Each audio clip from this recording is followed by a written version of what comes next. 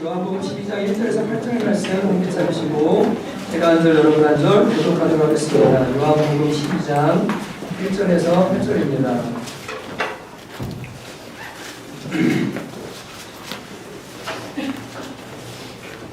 요한복음 12장 1절에서 8절입니다. 제가 먼저 읽겠습니다. 6월절 엿새 전에 예수께서 베다니에 이르시니 이곳은 예수께서 죽은 자 가운데서 살리신 나사로가 있는 곳이라.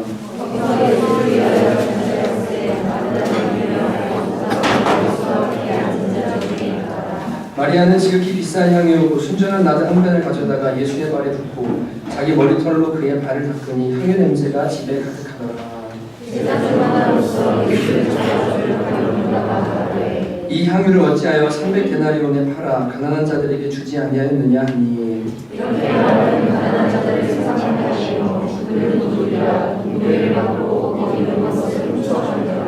예수께서 이르시되 그를 가만두어 나의 장래할 날을 위하여 그것을 간직하게 하라.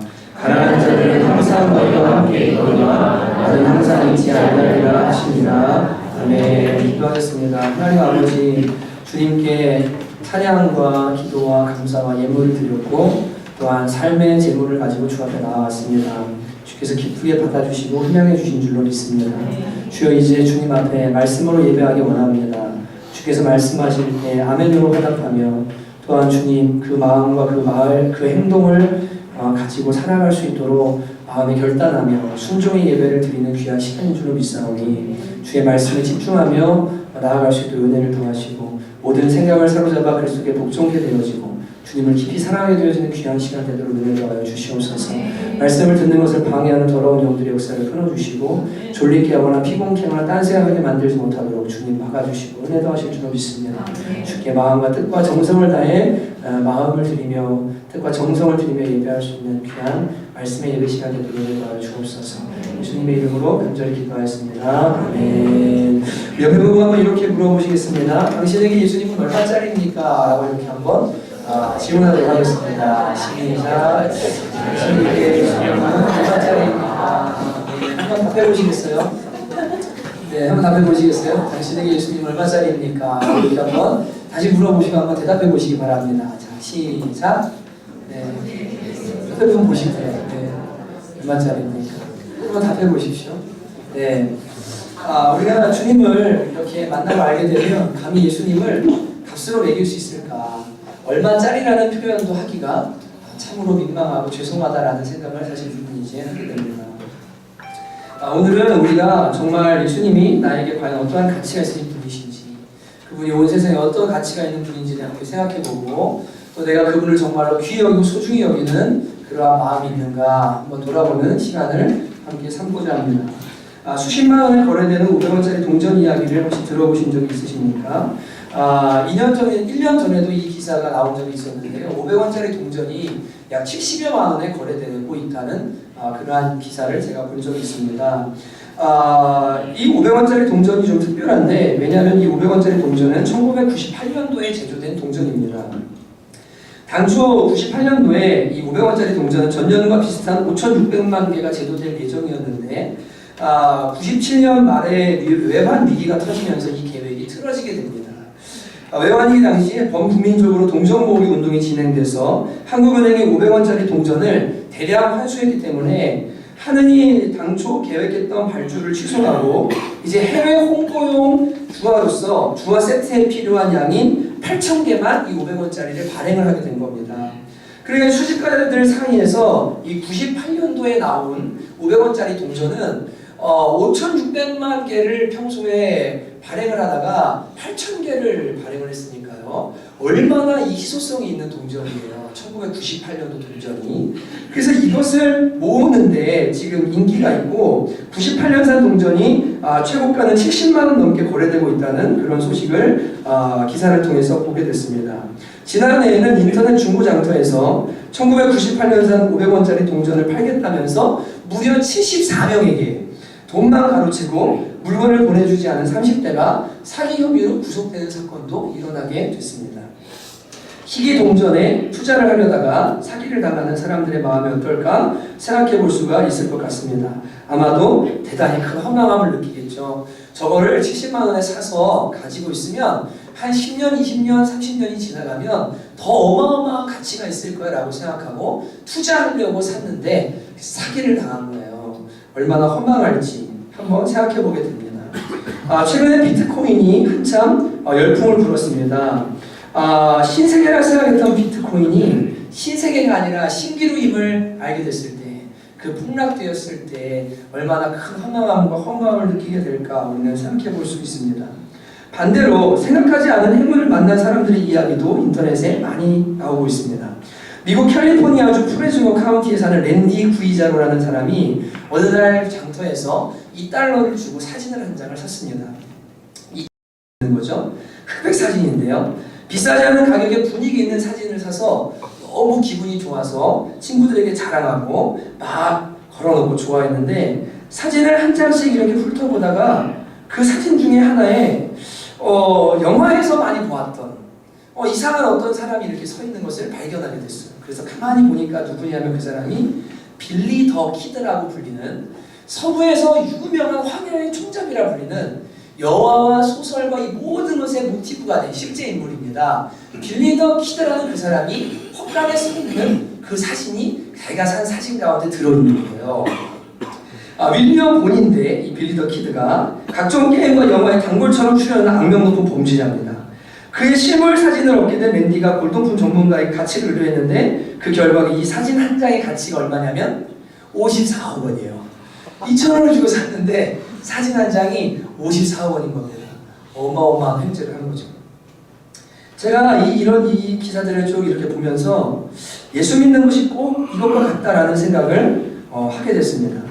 처음에는 예수님을 믿는다는 것이 우연한 일인 것 같고 그냥 인생에서 한 번쯤 삶에 지쳐서 관심을 갖게 되는 종교 생활이나 혹은 취미나 대인관계라고 생각을 하고 교회를 왔는데 점점 믿음 생활을 하면서 예수 그리스도를 발견하고 그분을 알아가기 시작하니까 내가 2,000원도 투자하지 않은 믿음 생활이었어요. 그냥 우연히 시작된 신앙생활이었는데 이 예수님이, 이 믿음이, 이 신앙이라는 것이 54억 원을 넘어 정말로 값으로 따질 수 없는 어마어마한 가치가 있는 그것이라는 것을 발견해 가는 것, 그것이 신앙생활이 아닌가, 믿음 생활이 아닌가 하는 생각을 해보게 됐습니다. 그리스도를 알아갈수록 그리스도 안에 있는 비밀을 발견할수록 그 가치에 놀라게 되고 결국 밭의 감주인 보아를 발견하고 자신의 모든 소유를 팔아 그 밭을 산 농부처럼 자신의 모든 것 심지어 생명을 걸고라도 그리스도를 사랑하고 그리스도를 따르고 그리스도를 더욱 얻고자 힘쓰게 되어지는 것이 우리의 신앙생활, 예수 믿는 일이 아닌가 하는 생각을 해보게 되었습니다. 오늘 본문에는 예수 그리스도를 앞에 두고 극명한 대조를 보이는 두 명의 인물이 등장합니다. 한 사람은 예수님의 발에 300데나리온이 되는 향유를 아낌없이 부은 베다니의 마리아이고 다른 한 명은 예수님을 30데나리온에 팔아버리려는 계획을 가진 가롯 유다입니다. 6월절 엿새 전 예수님께서 죽은 나사로를 살리신 베다니에서 오늘의 사건이 일어났습니다. 나사로의 누이인 마리아가 예수님을 위한 잔치 중에 지극히 비싼 향유 한 근을 가져다가 예수의 발에 붓고 자기 머리털로 그의 발을 닦은 사건이 오늘 본문에 저와 여러분이 읽은 기록인 것입니다. 잔치의 주인공이신 예수님께 오빠 나사로를 죽음 가운데 살려주신 은혜와 또한 자신을 용서해 주신 은혜에 대한 감사를 표현하고 싶었던 마리아는 예수님을 위한 이벤트를 준비했습니다.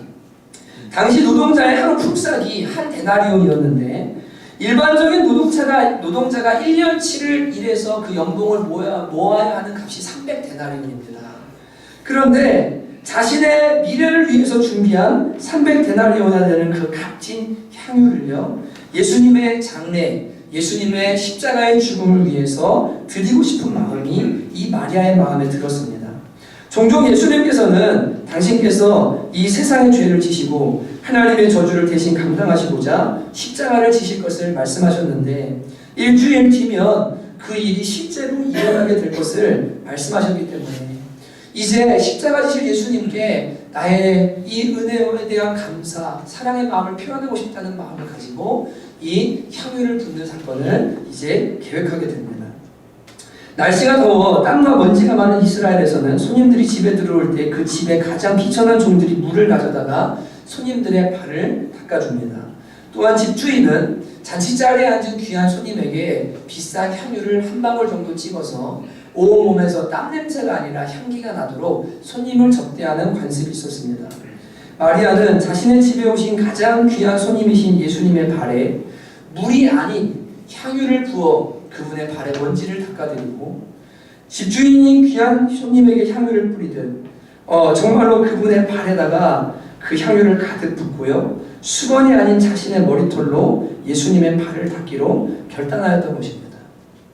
이것은 이런 마음이죠. 주님, 저는 당신의 종입니다. 저는 가장 비천한 종입니다. 그런데 주님께서 저를 사랑해 주셨고 은혜를 베풀어 주셨고 저와 관계를 맺어 주셨고 오늘 저희 집에까지 와주셨습니다. 주님은 이 집에 오신 가장 귀한 손님이십니다.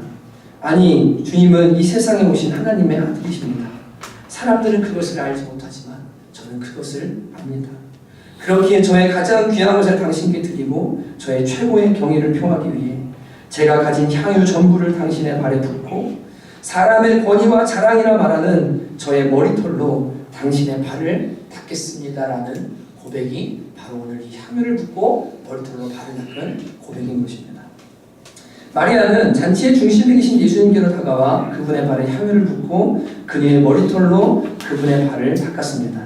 그때 향유 냄새가 온 집에 가득하였다라고 성경은 기록하고 있습니다. 온 집안에 값비싼 향유의 냄새가 예수 그리스도의 발에서부터 풍겨나가고 있었습니다. 온 인류를 위해 마치 도수장에 끌려간 어린 양의 묶인 두 발처럼 6일 뒤면 살며시 포개어진 채 30cm가 넘는 대못에 박혀 부서지고 찢겨져 생명의 보혈을 쏟게 되실 그분의 발에서 온 집안을 감싸는 향기가 지극히 정말 고요하게 흘러나오고 있었습니다. 사람들은 마리아의 이해할 수 없으나 지극히 고결한 행위 앞에서 침묵하는 동시에 순전한 나드의 향에 취해 그 거룩한 순간을 바라보고 만끽하고 있었습니다. 그때 예수님의 제자인 가룟 유다가 말했습니다. 어찌하여 이 비싼 향유를 발에다가 허비하느냐? 적어도 300데나리온은 되겠는데 이걸 팔아서 가난한 자들에게 줄지언정 이 비싼 것을 어떻게 예수님의 발에다가 붓다니 너는 제정신이냐고 이 여인을 질타하였습니다. 가룟 유다는 예수님을 후원하는 사람들의 후원금을 관리하던 제자였습니다. 그래서 그는 만약 이 향유를 팔아 현금화하면 후원금의 일부를 빼돌릴 수 있었기에 가난한 자들을 생각해서가 아니라 돈에 대한 욕심으로 그렇게 말했다고 오늘 성경은 기록하고 있습니다. 인간의 배부를 꿰뚫으시고 모든 마음을 감찰하시는 예수님께서는 유다의 돈 욕심과 당신을 팔려는 계획을 다 알고 계셨지만 그를 혼내지도 않으셨고 이 여인이 나에게 좋은 일을 하였구나, 나의 장례를 준비하였구나, 가난한 자들은 항상 너희가 있으나 나는 그렇지 않으니 그대로 두라라고 하시면서 부드럽게 유다를 질책하셨습니다. 결국 가룟 유다는 이튿날 대제사장들에게 가서 예수님을 칭송하는 무리들을 피해 예수님이 혼자 있을 때 예수님을 잡게 해줄 계획을 세우고 은 30데나리온에 예수님을 팔게 됩니다. 가룟 유다는 예수님을 3년간 따른 제자였습니다. 베다니 마리아는 언제부터 예수님을 따르게 되었는지 정확하게 기록되어 있진 않으나 우리가 성경을 조합해 볼 때 예수님의 공생의 1년차가 지난 시점쯤에 아마도 예수님을 따르기 시작했지 않았을까 생각하게 됩니다. 가룟 유다는 예수님과 3년간 먹고 마시고 자면서 모든 것을 함께 나누었습니다. 그분의 말씀을 들었고 그분의 기적을 받고 그분의 능력을 받고 그분의 사랑을 받으면서 그분과 3년의 시간을 보낸 제자였습니다. 베다니 마리아는 예수님께서 예루살렘 근처로 오실 때야 그때야 그분을 뵐 수 있었고 그분과 교제할 수 있었습니다. 예수님이 예루살렘에 놀러 오셨다가 베다니에 사역하러 오셨다가 베다니에 잠시 놀러 오셔서 며칠간 머물다 가는 것이 예수님을 만날 수 있는 유일한 기회의 전부였습니다. 예수님과 함께한 시간과 물리적인 연합의 조건을 따져보면 마리아보다도 가룟 유다에게 그 모든 것들이 더욱 풍성했음을 우리는 알게 됩니다. 그러나 가룟 유다에게 예수님은 30데나리온에 불과했고요. 이 베다니 마리아에게 예수님은 300데나리온 이상의 가치가 있는 분이셨습니다. 마리아에게 예수님은요 정말로 값으로 매길 수 없는 내 전부를 다 드려도 아깝지 않은 보배로운 분이셨습니다. 가룟 유다는 시간이 지날수록 예수님을 미워했으나 마리아는 시간이 지날수록 예수님을 더욱 사랑했습니다. 사랑이라는 단어의 사전적 의미는 어떤 사물이나 사람을 몹시 아끼고 귀중히 여기는 것입니다. 마리아는 예수님을 몹시 아끼고 귀중히 여겼습니다. 그러나 가룟 유다는 예수님을 귀중하지 않은 존재로 여겨 한 명의 노예값에 예수님을 팔아넘기고 말았습니다. 마리아는 성경에 기록된 예수님을 향한 순전한 사랑의 대명사가 되었고, 가룟 유다는 예수님을 배반하고 목매어 자살한 제자로 악한 일에 자신을 들인 불의의 도구의 대명사가 되었습니다. 왜 이 두 사람은 이렇게 극명한 차이를 보이는 것일까요? 그리스도를 알고 그분이 나에게 행하신 일이 무엇인지, 하나님께서 그리스도를 통해 나에게 주고자 하시는 그 놀라운 은혜가 무엇인지를 깨달은 사람은 예수 그리스도를 사랑하게 됩니다. 예수님이 아니면 우리는 하나님께로부터 오는 모든 좋은 것들, 놀라운 은혜들을 받을 수가 없거든요. 자격 없는 우리가 하나님의 자녀가 되고 심판에서 면제받고 하나님의 보호하심과 도우심 속에서 살아가다가 영원한 천국을 누리게 되어진 이 모든 것은 예수 그리스도의 십자가의 구속의 사건, 자신을 내어주신 사건이 아니면 절대로 일어날 수 없는 일이었습니다. 그리스도가 무슨 일을 하셨고 그리스도를 통해 하나님이 나에게 무엇을 주셨는가를 깨달은 사람은 그리스도를 사랑하게 됩니다. 그러나 그리스도가 누구시고 그분이 나에게 어떤 일을 하셨는지를 제대로 알지 못하는 영적으로 닫혀있는 영혼들은 그리스도를 사랑하고 귀중히 여길 수가 없는 것입니다. 성경의 기록과 성경의 해석을 도와주는 문헌들을 참고해 볼 때 가룟 유다에게는 예수님을 제대로 알고 예수님을 사랑하는데 여러 가지 장애가 있었다는 것을 우리는 발견하게 됩니다. 그는 열심당원이었습니다. 또한 성경에 보니까 돈 욕심에 넘어간 사람이었습니다. 그리고 세상을 살아가는 사람이었음을 우리는 성경을 통해 발견하게 됩니다. 열심당원이라는 것은 이스라엘의 정치적 독립을 기다리며 구약의 예언을 따라 다시 오실 이 메시아, 다윗의 자손, 이스라엘의 주문기를 이끌었던 다윗과 같은 메시아를 기다리면서 로마로부터 이스라엘을 독립시키고자 독립운동을 하던 사람들이 누구였냐면 바로 열심당원이었습니다. 그런데 이 가룟 유다가요, 열심당원 중에 한 명이었다는 설이 유력하거든요. 그는 예수 그리스도가 이스라엘의 독립을 이룰 것이라 생각했습니다.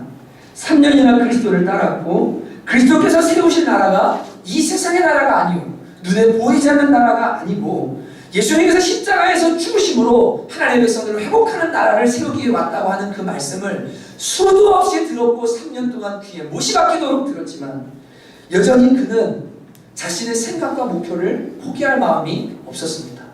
예수 그리스도께서 육신의 나라의 이스라엘을 회복하기를 갈망하는 마음이 유다의 마음속에는 계속해서 자리하고 있었습니다.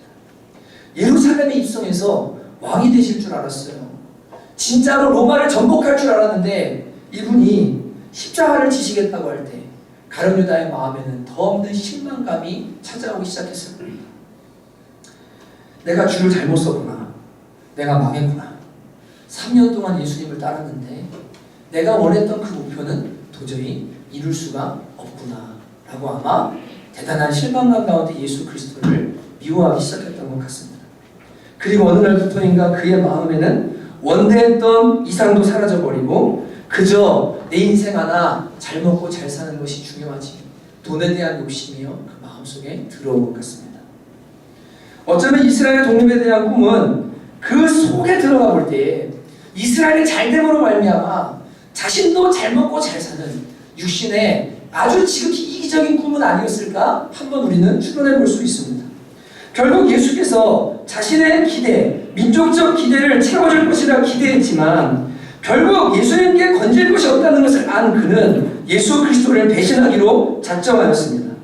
그러나 이러한 생각은 비단 가룟 유다만의 생각은 아니었습니다. 예루살렘에 올라가서 왕이 되면 예수님의 좌우편에 우리를 앉혀주십시오. 이제 우리가 고생했으니까 높은 자리에 우리를 앉혀주십시오라고 엄마를 불러서 로비했던 야고보와 요한 속에도 예수님이 높아지실 때, 예수님이 세상을 다스리게 될 때 우리도 좀 그 영광을 누려야 되겠다, 세상을 누려야 되겠다, 한자리 누려야 되겠다는 마음이 그들 안에도 있었던 것을 우리는 발견하게 됩니다. 여러분, 요한복음 14장에 보면 제자들을 향한 예수님의 마지막 강화가 나옵니다. 예수께서 당신이 하나님과 같은 분이라는 것을 가르칠 때 가룟이 아닌 유다 다데오라는 제자가 예수님께 이렇게 말합니다. 주여, 어찌하여 자기를 우리에게는 나타내시고 세상에는 아니하려 하시나이까. 아니, 예수님은 하나님의 아들이시지 않습니까? 예수님은 능력이 무한하고 무엇이든 할 수 있는 분 아닙니까? 그런데 왜 굳이 십자가에 죽으시려고 하십니까? 세상에 당신을 좀 나타내십시오. 인기도 얻으시고 돈도 좀 벌으시고 세상 사람들이 칭찬도 받고 좀 그것들을 좀 부리면 안 됩니까? 라는 것이 바로 주여, 어찌하여 당신을 우리에게는 나타내시지만 세상에게는 비밀로 숨기시는 것입니까? 라는 이야기인 겁니다. 세상이 그들의 관심이었고 세상이 그들의 초점이었습니다. 예수 그리스도를 이용해서 세상의 것들을 취하고자 했던 이들, 예수 그리스도를 통해 자신의 야망과 소원을 이루려고 했던 이들, 자신의 생각과 삶의 목표가 깨어지지 않은 채 세상 욕심이 마음속에 가득한 채 그리스도를 따르고 있는 사람들, 그들은 그리스도의 진정한 가치를 알지 못했습니다.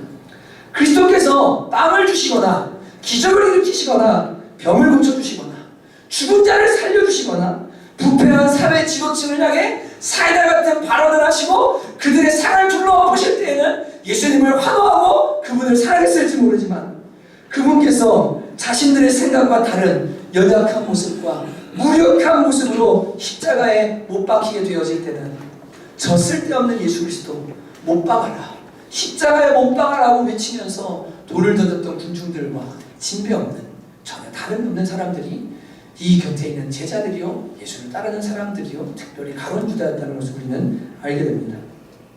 그러나 마리아는 달랐습니다. 이 마리아는 죽은 나사로를 예수님께서 살려주셨거든요. 그래서 정말 고하고 자라면서 오빠 의지하고 세 남매가 함께 살았는데 어느 오빠가 죽었어요. 예수님께서 이 오빠를 살려주세요. 얼마나 큰 은혜예요. 그런데 이 마리아는요, 이 예수님께서 나의 오빠를 살려주시고 우리 가정을 도와주셨다는 여기에 머물지 않았어요. 예수님께서 그들에게 주시고자 하시는 것은 단순히 육신의 생명을 연장시켜 주시는 차원의 것이 아니라는 것을 마리아는 깨달았습니다. 예수님께서 이 나사로를 살리실 때 마리아에게 이렇게 말씀하십니다. 나는 부활이요 생명이다. 나를 믿는 자는 죽어도 살겠고 살아서 나를 믿는 자는 영원히 죽지 아니하리라. 내가 이것을 믿느냐라고 주님께서 말씀하셨습니다. 예수 안에 있는 생명의 의미는 육신의 죽음의 문제를 넘어 영적인 삶이요, 영적인 부유함이요, 영원한 생명과 영원한 삶이라는 것을 이 마리아는 오빠 나사로의 죽음과 부활을 통해서 실물 교육을 통해 깨닫게 된 거예요. 주님께서 하시고자 하시는 단순히 이 일이 아니구나. 이분은 생명의 주인이시다. 이분이 생명의 주권자시다.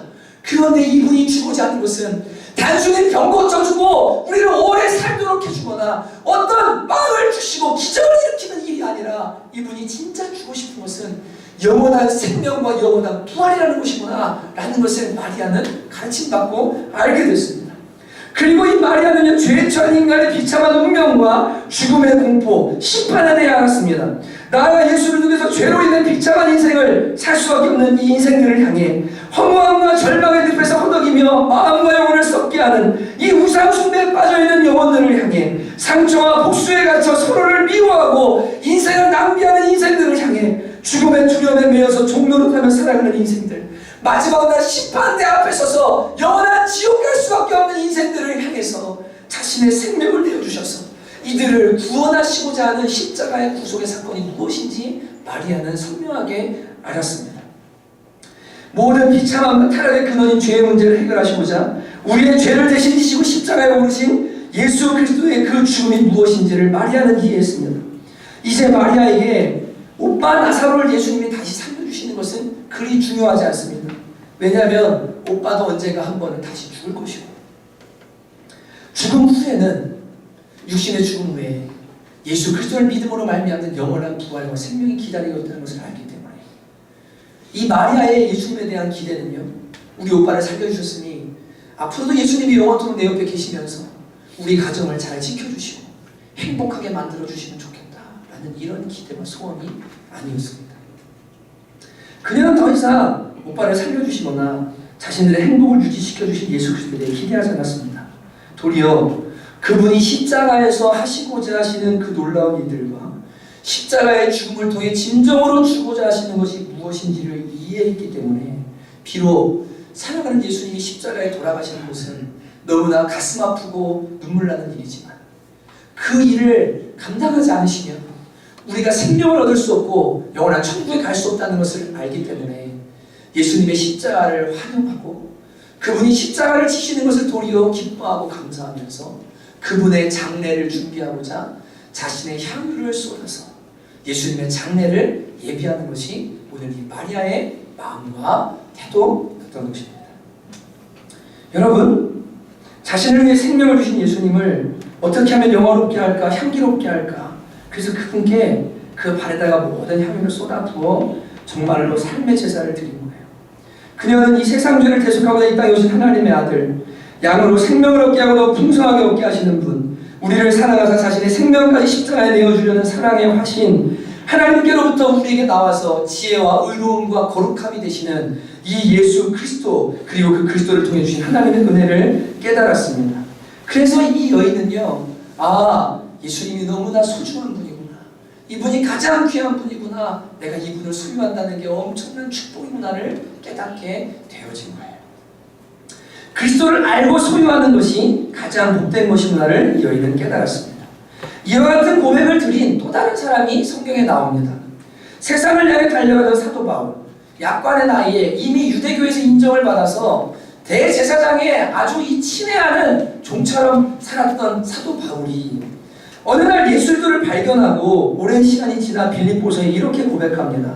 그러나 무엇이든지 내게 유익하던 것을 내가 그리스도를 위하여 다 해로 여길 뿐더러 또한 모든 것을 해로 여김은 내 주 그리스도를 아는 지식이 가장 고상하기 때문이라. 내가 그리스도를 위하여 모든 것을 잃어버리고 배설물로 여김은 그리스도를 얻고 그리스도 안에서 발견되려 함이니 내가 가진 의는 율법에서 난 것이 아니오 그리스도를 믿음으로 말미암은 것이다. 내가 그리스도와 그의 부활의 권능과 그 고난의 참여함을 알고자 하여 그의 죽으심을 본받아 어떻게 해서든지 죽은 자 가운데서 부활에 이르려 하노니 내가 이미 얻었다함도 아니요 온전히 이루었다함도 아니라 오직 내가 그리스도 예수께 잡힌 바되 그것을 잡으려고 쫓아가노라. 바울이 뭐라고 고백합니까? 내가 그리스도를 얻고 그분 안에서 발견되기 위해서 내가 모든 것을 다 배설물로 여긴다. 내가 예수님을 소유하기 위해서 모든 걸 다 뒤로하고 그 그리스도를 얻고자 한다. 이게 나의 삶의 목표다. 이게 가장 고상한 것이다 라고 바울이 고백하고 있는 겁니다. 왜일까요? 사람은 한 번 다 죽습니다. 여러분 다 죽으시는 거 믿으시죠? 믿으시죠? 영원히 살지 않아요. 저희 사촌 조카가 있는데요, 조카 친구가 어느 날 죽었어요. 18살 때 그냥 전날 헤어졌어요. 잘 가. 갔는데 다음 학교 올 줄 알았는데 얘가 안 와요. 나중에 보니까 엄마가 얘를 학교 가게 하려고 깨우려고 있잖아요. 18살짜리 아이입니다. 건강한 아이예요. 근데 갔는데 아이 방에 들어가서 야 일어나 학교 가야지. 인기척이 없어요. 이불 걷고 야 일어나 학교 가야지. 엉덩이를 때렸는데 야 이거 밤새 심장마비로 있잖아요. 죽어가지고요. 싸늘한 시체가 되는 거예요. 지난번에 한 번은 인터넷 뉴스를 보는데요, 고속도로에서 누가 떨어뜨린지 어떤 차에서 떨어졌는지 모르겠는데 어떤 쇳덩어리가 날아가가지고 운전석으로 그대로 꽂혀서 한 사람이 사망한 사건을 고속도로에서 일어난 걸 제가 봤습니다.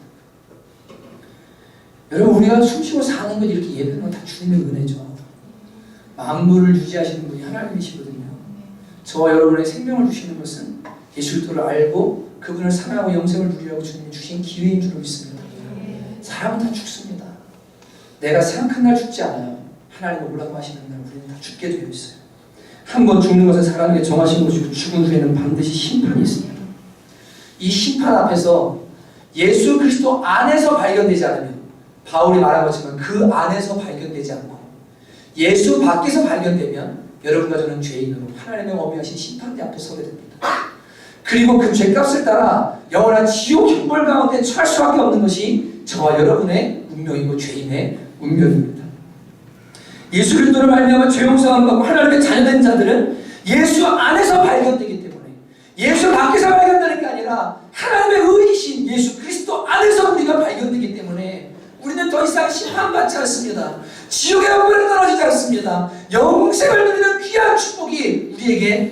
것이 되는 겁니다. 예수 그리스도를 믿는 것이 엄청난 가치가 있다는 것을 언제 알게 되는가? 예수님을 믿으면서도 계속적으로 느끼지만 여러분이 육신의 생명이 다하고 육의 눈이 닫히고 영적인 눈이 떠져서 이제는 여러분의 영혼으로 십자가가 아닌 하나님 앞에 서게 될 때, 심판대 앞에 서게 될 때, 모든 인류가 심판받게 되는 그날, 여러분이 예수를 소유했는가 안 소유했는가가 어마어마한 차이가 있다는 것을 그때 깨닫게 될 거예요. 예수를 소유한 사람들은 하나님의 사랑의 나라로 들어가게 될 것이고, 그 예수를 소유하지 않은 사람들은 영원한 지옥 가운데 마귀와 함께 영벌에 처하게 될 것을 분명하게 보게 될 것입니다. 여러분, 예수를 믿는다는 것이 엄청난 가치가 있다는 것을 우리는 언제 아는가? 인생의 순간순간에도 느끼지만 육신의 눈을 감고 영적 눈이 활짝 떠지는 그날, 저와 여러분이 그리스도를 소유했다는 것이 어마어마한 값으로 따질 수 없는 가치라는 것을 알게 될 것입니다. 이것은 바울만의 이야기가 아닙니다. 히브리 기자는 11장에 그리스도를 소유했던 믿음의 사람들에 대해서 이렇게 기록하고 있습니다. 그들은 믿음으로 나라들을 이기기도 하며 의를 행하기도 하며 약속을 받기도 하며 사자들의 입을 막기도 하며 이방 사람들의 진을 물리치기도 하며 여자들은 자기의 죽은 자들을 부활로 받아들이기도 하며, 잘 들어보십시오. 또 어떤 이들은 더 좋은 부활을 얻고자 하여 심한 고문을 받되 구차히 풀려나기를 원하지 아니하였으며, 또 어떤 이들은 조롱과 채찍질 뿐 아니라 결박과 옥에 갇히는 시험도 받았으며 돌로 치는 것과 톱으로 켜는 것과 시험과 칼로 죽임을 당하고 양과 염소의 가죽을 입고 유리하여 궁핍과 환난과 학대를 받았으니 이런 사람은 세상이 감당하지 못하느니라. 그들이 광야와 산과 동굴과 토굴에 유리하였느니라. 여러분, 예수 믿음이 도대체 뭐길래 광야와 산과 토굴에 유리하면서 칼로 목베임을 당하고 톱으로 켬을 당하고, 켜는 게 뭔지 아세요? 사람을 관에다가 넣어놓고요, 산 사람을요 발바닥부터 써는 걸 켜는 거라고 그래요. 써는 것은 이렇게 세로라는 거고요, 켜는 거는 가로라는 거예요. 이런 고통을 받으면서요, 너 예수 믿지 마, 예수 부인해, 예수 부활한 거 전하지 마, 너 어떻게 할래? 그런데 그들이 하나같이 죽음을 선택합니다. 생명을 버려서 그리스도를 선택합니다. 왜 그렇게 한 겁니까? 부활의 소망이기 때문에, 영원한 천국이기 때문에. 그리스도를 놓치면 이 세상 모든 걸 가져도 이 세상이 심판받는 날, 이 세상에 불타는 날 다 함께 죽을 수밖에 없기 때문에 이 그리스도가 어떠한 분이고 어떠한 가치인지를 아는 이들은요, 죽음의 순간에도 그리스도를 포기하지 않았습니다. 여러분, 여러분에게 그리스도는 얼마짜리십니까? 설교 준비하다 그런 생각이 들었습니다. 집에 있는 제일 좋은 거, 내가 제일 소중히 여기는 거, 그것을 하나 가져다가 예수를 믿는 믿음과 함께 놓고, 너 내가 이거 가져갈 거야, 너 그래도 예수 믿을 거야? 그렇다면 나는 과연 어떻게 할까? 통장에 그동안에 평생 동안 쌓아놨던 재정이 있는, 돈이 있는데 나의 땀과 눈물이 있는 돈이에요. 근데 이 통장과 예수님을 놓고, 너 이 통장 내가 다 가져갈 거야, 뺏을 거야, 그래도 예수 믿을 거냐? 라고 한다고 하면 과연 나는 그래도 예수를 선택할 것인가? 내가 사랑하는 가족들이 있는데, 나의 정말 눈에도 아프지 않은 자녀, 이 자녀와 예수 믿는 것을 선택하라고 한다면 너는 과연 어떻게 하겠느냐? 사랑하는 아내와 예수님을 선택해야 될 상황이 온다면 너는 그 상황에서도 예수 믿음을 선택할 것이냐? 심지어 내 목숨을 잃게 될 때에도 나는 예수 그리스도가 내 생명값보다 귀하기 때문에 저는 그분을 소유해야 됩니다 라고 말하고 고백할 수 있겠느냐? 여러분, 여러분에게 그리고 저희 예수님의 가치는 얼마입니까? 신앙생활하면서 많은 사람들을 만납니다. 예수님께서 좋은 일 해주실 때는요, 주님 사랑해요, 너무 좋아요, 병 고쳐주시고 기도 들어주시고 놀라운 일을 하실 것 같을 때는요, 감사하고 행복해요. 근데 예수님을 따르는데 십자가가 다가오고요, 아픔이 다가오고 눈물이 다가오잖아요. 그러면 자신의 기대와 예수님이 너무 다른 거예요. 내가 가지고 있는 가치관과 생각과 예수님을 따르는 것이 너무 다른 거예요. 그래서 가룟 유다처럼 예수님의 가치를 30데나리온의 헌신장처럼 여기는 그리스도인들, 과연 진짜 그리스도를 발견한 사람인가 의문이 드는 많은 사람들을 발견하게 됩니다. 여러분은 나에게 한 생을 다 바쳐서라도 사야 할 만큼 정말 예수 그리스도가 그리고 그분이 주시는 구원과 이 놀라운 천국의 비밀들이 정말로 그렇게 소중하고 귀한 것이라는 생각과 마음이 있으십니까? 그리고 그런 그리스도를 발견하셔서 그분을 사랑하고 소중히 여기고 계십니까? 여러분에게 예수님은 과연 어떤 존재이십니까? 저는 이제 지난 목요일날 예배 가운데 좀 특별한 일이 일어났거든요. 목요일에 오신 분도 계시지만 저희가 소예배실에다가 앞에 옆에 벽면에 흡음을 하느라고 본드칠을 하다 보니까 냄새가 나는 거예요. 그래서 소예배실에서 예배를 못하고 옆에 중고등부실에서 이제 목요 예배를 저희가 드리게 됐습니다. 근데 그때 이 세션도는 할 수가 없어가지고 소예배실 드럼도 칠 수 없죠. 뭐 스피커도 제대로 없죠. 중고등부실에 조그만 거 있고 거기서 예배를 드리는데 예배하는데 이렇게 갑자기 찬양을 뭐 이렇게 하고 있는데 뒤에 앉아서 찬양하고 있는데 기진이 목소리가 들리는 거예요. 소리가 엄마 아이 찌르는 소리 있잖아요. 엄마 기범이 피 눈에서 피 나요. 이 소리를 제가 딱 들었어요. 기범이 피 이거 두 단어 찬양하는데 기범이 피 소리를 빽 찌르고 울면서 얘가 나가는데 아내가 후다닥 나가는 겁니다. 근데 그 느낌이 있잖아요. 이게 기진이가 그래도 어리지만 초등학교 5학년이지만 예배 가운데 와서 엄마를 불러야 될지 말아야 될지 다급하게 소리를 쳐야 될지 말아야 될지 이 정도는 분별할 줄 알아야 되거든요. 근데 걔가 들어와서 소리를 빽 지르고 나가니까 제가 순간 놀라면서 이거 보통 일은 아닌 것 같다 지금 상태가.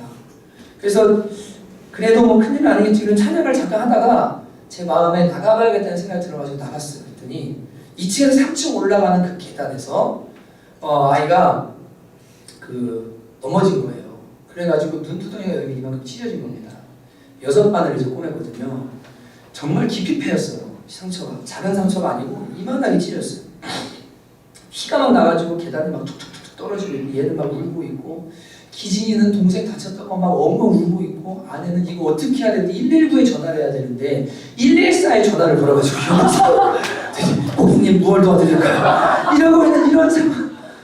제 아내가 겁이 진짜 많거든요. 근데 그래서 나가가지고 보니 그런 상황이라 이제 아이를 진정시키고 아이한테 기도해주고 기범아 괜찮아 피 멈췄어 그래 별거 아니야 그리고 너 이 부러지지 않는 거 감사해 뼈만 부러지면 감사해 아프지만 너무 감사하고 하나님 너 보호해주셨다 더 큰일 날 수 있었는데 기도하자 가슴에 손을 얹고 기도해주고 아이와 함께 아내를 병원으로 보냈습니다. 보내고 들어와서 예배를 하는데 마음이 이렇게 예배가 잘 안 되는 거예요. 마음속에 낮에 치과를 갔다 왔거든요. 1년 만에 이 아이를 치과를 데려왔는데 염증이 생겨가지고 이렇게 막 부어서 막 주사바늘 마취바늘 꽂아가지고 막 하는데 막 소리 지르고 우는데 여기서 잡아주면서 그렇게 낮 시간을 보낸 데가 저녁에 또 이마가 찢어져가지고 또 병원을 가야 되는 상황인 거예요. 근데 낮에 제가 사실은 이런 얘기는 진짜 좀 안 하고 싶기도 한데 저희 교회에 되게 어려운 청년이 하나 있어요. 아버지가 사업을 망하셔가지고 되게 힘든 청년이 있습니다. 그래서 제가 있는 재정 가운데 그냥 제 전부를 그 아이한테 보냈거든요. 그래서 저도 재정이 없고 제 통장에도 제 아내 통장에도 재정이 없는 상태였어요. 저희 사례들 여러분이 아시니까. 근데 낮에 저희가 이렇게 긁었을 때 결제가 안 돼가지고 이 현금 찾아가지고 막 이렇게 해가지고 결제를 했거든요. 근데 보내고 나서 가만 생각하니까 잠깐만 돈도 없었는데 어떻게 하지? 복잡한 마음이 제 마음속에 예배 가운데 막 올라오는 거예요. 어떻게 해야 되나? 근데 그 순간에 예배하면서 무슨 생각이 들면 자꾸만 예수님 생각이 나는 거죠. 예배하는데 하나님께서 저와 여러분을 살려주시려고 그 아들 예수님 이 땅에 보내주셨습니다. 하늘 보좌에 사셨던 분, 만왕의 왕이시고 우주의 주이신 그분이 30년을 이 땅 가운데서 정말 인간의 몸을 입으시고 비참하게 사셨습니다. 대통령이 감옥 가는 것보다 예수님이 이 땅에 사람으로 오시는 것이 더 비참해지는 거죠. 이걸 우리는 신학적으로 비하라고 말하거든요. 근데 30년을 그렇게 사신 주님이 3년을 열심히 진리를 전하시고 영혼들을 돌아보시며 사셨는데 마지막에 십자가에서 죽으셔야만 해요. 죽으셔야만 해요. 인류의 죄를 대신 지시고 피 흘리셔야 되고 찢어지셔야 되고 뼈가 부서져야 돼요. 애를 보내놓고서 목사니까 오늘 예배해야 되니까 갈 수 없는 그 상황에 무슨 생각이 들었냐면 하나님께서 예수님을 십자가에 못 박으시고 내어주셨을 때 너무 마음이 아프셔서 해가 빛을 잃고 3시간 동안 어둠이 임하게 됩니다. 예수님은 평생 동안, 평생이 아니죠, 영원전부터 하나님과 한 분이셨어요. 아버지와 삼위일체 하나님은 그 어떤 존재들보다 더 가까운 사이셨고 가장 친밀한 사이셨어요. 그런데 그분이 이 땅에 오신 것을 넘어서서 이제는 하나님께로부터 버림받아서 죄인의 신분으로 십자가에서 형벌받는 자리에 올라가신 겁니다. 그래서 예수님은 아버지라고 부르지 않고 나의 하나님, 나의 하나님, 어찌하여 나를 버리셨나이까. 이제는 아들도 아니에요. 이제는 하나님도 아니세요. 한 인간으로서 우리의 죄를 대신 지고 십자가에 올라가셔야 되는데 그때 하나님께서 예수님을 버리셔야만 했던 거예요. 그 고통스러운 자리에 아들이 지금 서는데 도와주지도 못해요. 힘이 되어주지도 못해요. 사랑한다고 말 한마디 해줄 수 없어요. 애를 병원에 보내놓고 아내는 겁이 많은데 쟤는 지금 낮부터 고생해가지고 엄청 놀랐을 텐데 아빠가 돼서 위로해 줄 수도 없는 상황이네 라고 하면서 하나님 앞에 그 마음을 올려드리면서 예배했습니다. 그럼 우리가 어떤 사랑으로 구원받았는지를 깊이 알게 되고 예수 그리스도께서 십자가에서 나를 위해 대신 죽어주시고 그 피로 그 은혜로 내가 하나님의 자녀가 되어서 하나님의 도우심과 은혜 가운데 살아갈 뿐 아니라 영원한 천국에 들어가게 되었다는 이 놀라운 사실, 이게 무엇인지에 대해서 정말 선명하고 분명하게 알기 시작하면 여러분 이 베다니 마리아처럼요 진짜 주님을 사랑하고 아끼고 소중히 여기지 않고는 못 베기는 그 마음이 저와 여러분 안에도 분명히 일어나게 될 줄 믿습니다. 우리가 주님을 더 사랑하지 못하는 이유는 다른 게 아니에요. 은혜가 필요하고 예수 그리스도와 하나님을 아는 지식이 성령으로 말미암아 더 많이 부어져야 되기 때문에 그렇습니다. 이것은 머리로 알아지는 것이 아니라 온 인격으로 알아지는 것이라 그의 삶 전체를 다 변화시키고 바꿔놔요. 머리만 동의해서 그리스도를 믿는 게 아니에요. 온 인격이 다 그 사랑에 완전히 녹아지고 변화되기 때문에 그리스도를 위해 내 삶을 드리지 않고는 못 베기는 그 놀라운 은혜, 그 사랑, 그것을 깨닫게 해달라고 저와 여러분이 고난주간에 기도하고 십자가 앞으로 더욱 나아갈 수 있는 저와 여러분 되시기를 주님의 이름으로 축복합니다. 여러분 정말 이번 한 주는 이제 고난주간으로 보냅니다. 금요일날 성금요일로 예수님의 십자가에 달리신 것을 기념하며 우리가 이제 그날을 향해 새벽 기도하고 모이고 하면서 예수님의 십자가와 하나님의 사랑의 의미를 깊이 알아가는 이 시간이 바로 이 고난주간입니다.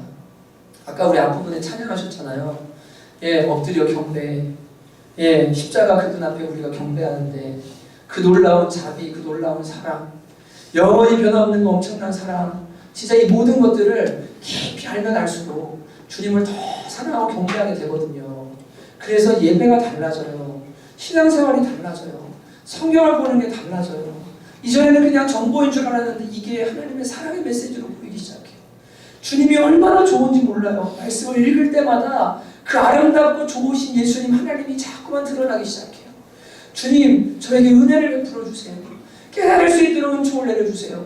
저도 주님의 가치가 300데나리온을 넘어 내 인생 전부를 드려도 아깝지 않은 분이라는 고백을 할 수 있는 주님 저도 그런 믿음의 사람 되기를 원합니다. 여러분 그런 고백을 가지고 이 고난주간을 함께 맞이하실 수 있기를 주님의 이름으로 축복합니다.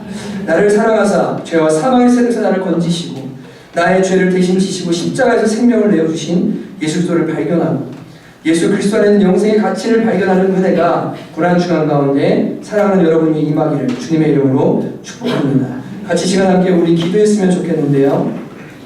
찬양합시다.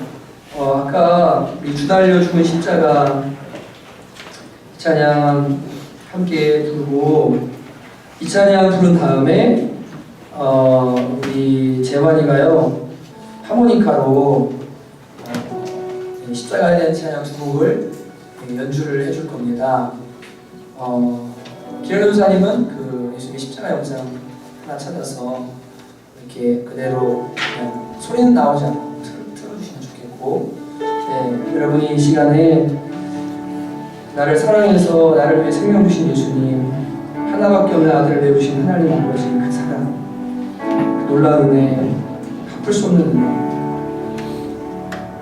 기억하면서 함께 찬양하고 그 다음에 특송을 연주를 듣고 그리고 같이 좀 기도하는 시간을 가지면 좋을 것 같습니다. 지금 찬양합시다. 우리 목소리로 찬양합시다. 주 달려주는 십자가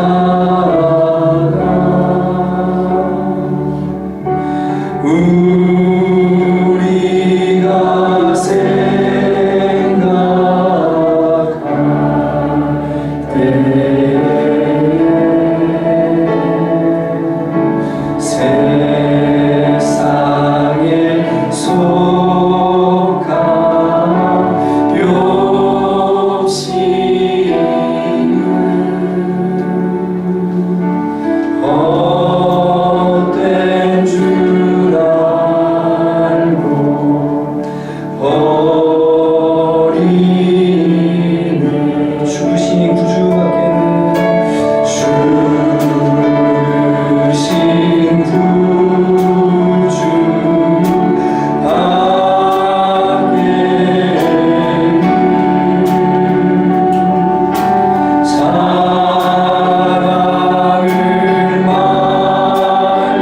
오열의 공로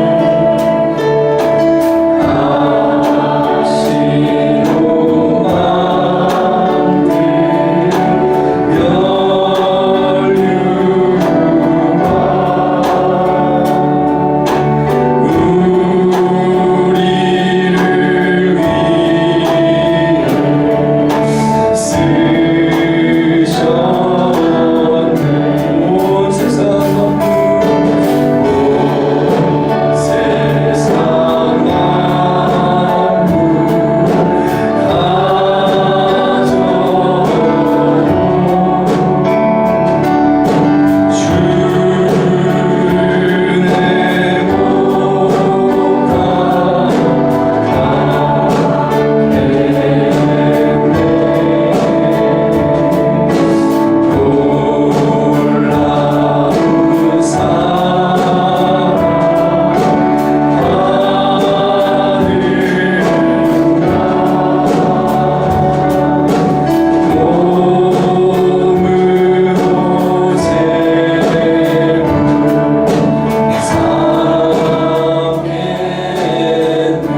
큰 자리나 천천히 한번 더 합니다.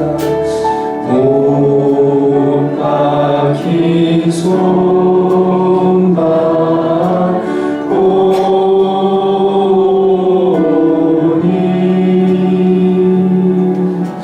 큰 자비나 담으셨네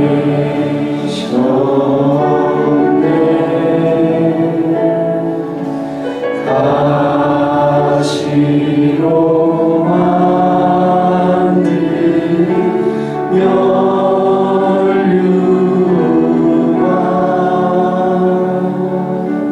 우리를 위해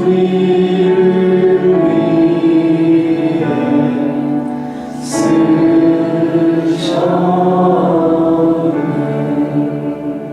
제발이 나가서 하모니카로 하나님 앞에 찬양해 주면 좋겠습니다. 여러분들께서는 눈 감고 들으셔도 되고 기도하는 마음으로 함께 들어주시면 감사하겠습니다.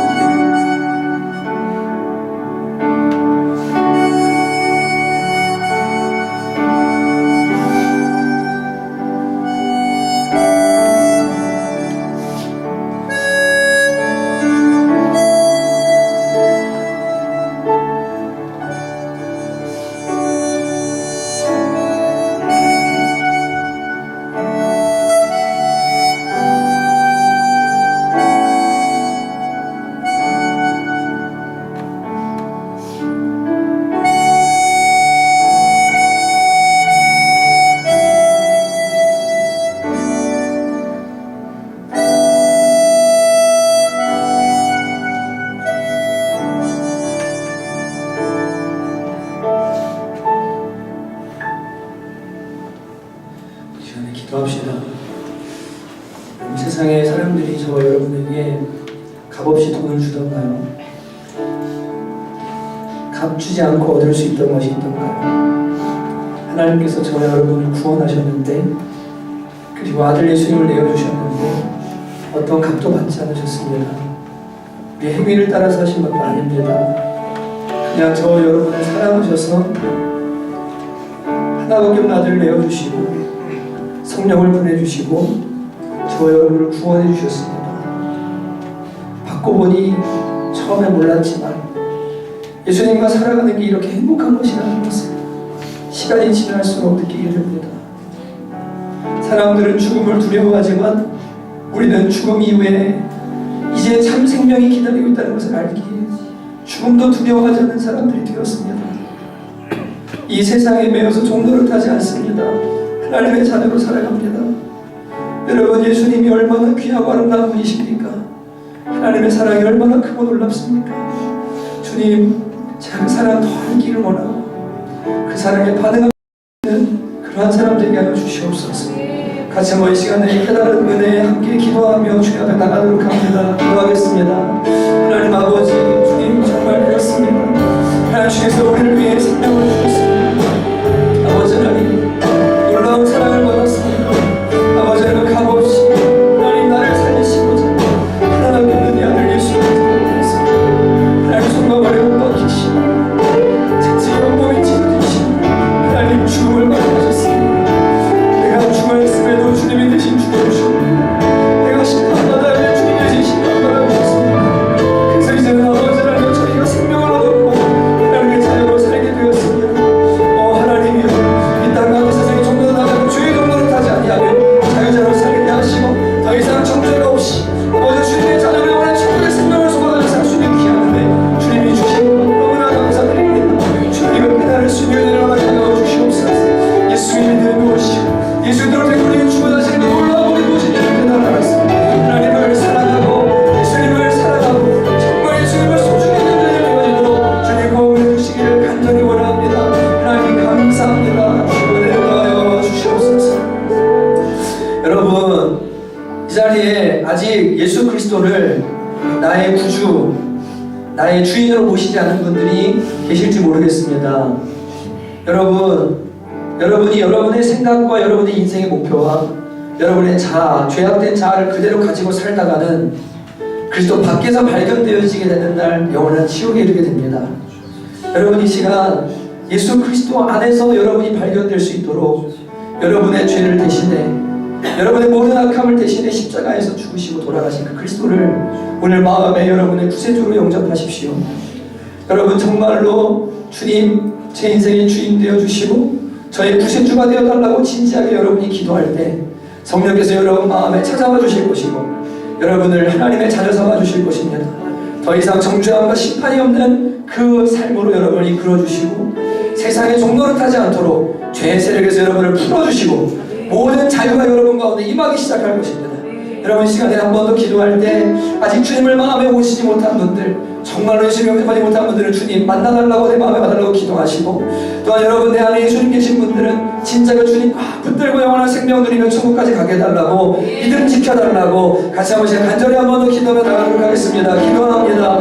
하나님 아버지 감사합니다. 주여, 이 자리에 있는 사람의 자녀들을 기억하여 주시옵소서. 하나님 아버지요, 예수 그리스도를 아직 나의 구세주로 영접하지 못한 정말 아버지 내가 그리스도를 하나님 사랑하는 자녀가 되지 못한 형제자매들입니다. 오늘 주께서 그 마음 주장하셔서 마음을 열어주시고 예수님을 부르게 하시고 예수님을 찾게 하시고 그 예수님을 만날 수 있도록 은혜를 더하여 주시기 원합니다. 주께서 나를 위해 무슨 일을 하셨고 정말 하겠다 이건 어떤 사랑을 주셨는가 그것을 깨달을 수 있는 영적인 지혜를 허락하여 주시옵소서. 성령이여 찾아와 주셔서 다른 사람이 이야기가 아니라 그것이 내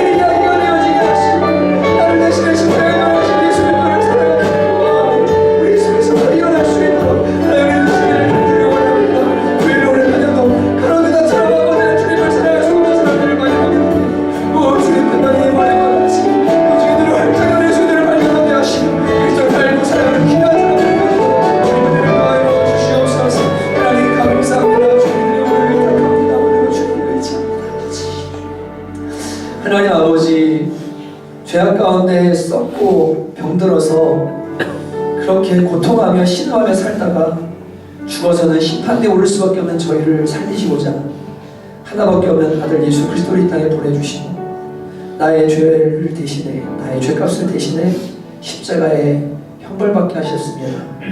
주님, 도저히 이해할 수 없는 사랑, 2000년 전에 일어난 이 와닿지 않는 사랑, 주님, 아무리 말하고 말해도 주의 성령께서 그 마음을 감동하시며 내것되게 하시는 은혜가 없이는 알 수 없는 은혜인 줄 아오니 주의 고난 주간 십자가 앞으로 주님 앞으로 나아가는 사랑하는 본속들의 심령 위에 구속의 은혜를 깨닫고 하나님의 사랑을 깨닫는 귀한 은혜가 임할 수 있도록 주님이 역사하여 주시옵소서.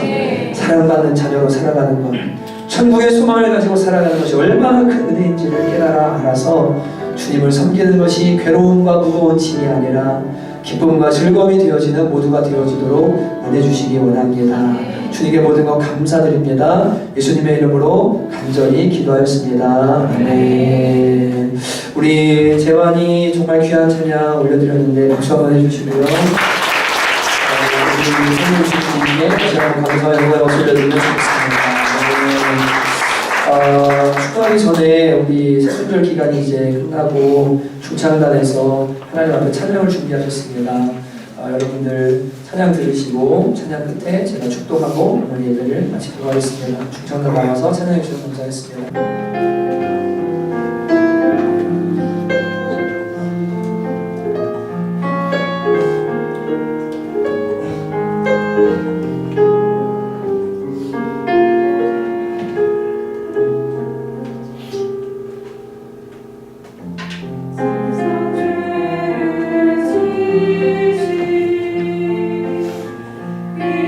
위하신 예수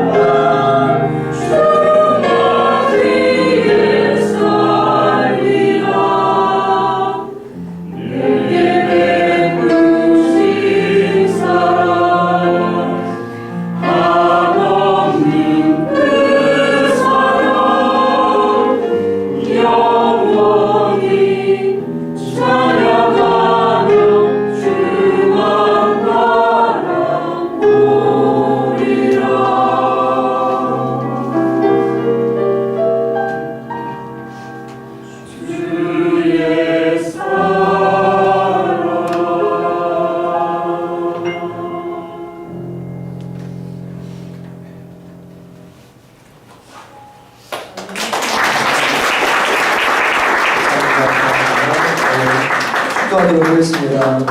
이제는 우리 주 예수 그리스도의 은혜와 하나님 아버지의 다함이 없는 사랑하심과 성령의 내주하시고 교통하시며 충만케 하시는 역사가 하나님의 사랑에 감격하여서 베다니 마리아처럼 나의 생명을 들여 주를 섬기기로 결단하고 삶의 현장으로 돌아가는 살아가는 권속들 머리머리 위에 이제로부터 영원토록 함께 있기를 간절히 축원하옵나이다. 아멘.